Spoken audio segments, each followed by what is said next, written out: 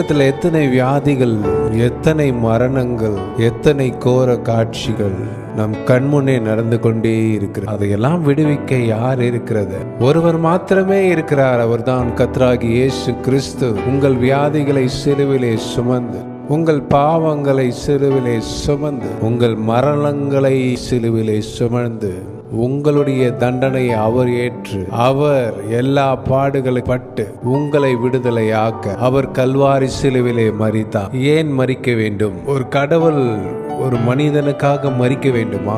ஆம். ஏனென்றால் ஒரு மனிதன் கடவுள் இருக்கிற இடத்திற்கு போக வேண்டும். அதற்கு கர்த்தராகிய இயேசு கிறிஸ்துவின் இரத்தத்தினாலே கழுவப்பட்டிருந்தால் தான் இந்த பரலோக ராஜ்யத்திற்கு போகும். அதற்காக தான் கடவுள் மனிதனாக அவதாரம் எடுத்து அவருடைய ரத்தம் சகல பாவங்களை நீக்கி சுத்திகரி. அவருடைய ரத்தம் சுத்திகரித்த பின்பு ஒருவனுடைய பாவம் அனைத்தும் மன்னிக்கப்பட்டு அவன் வியாதியிலிருந்து குணமாக்கப்பட்டு அவன் மரித்தாலும் அவருடைய வருகையிலே அவர் முன்பாக சந்திக்க ஆயத்தமாய் புறப்பட்டு போவான். உயிரோடு இருக்கிற நாமும் அவரை சந்திப்போம். வாருங்கள்.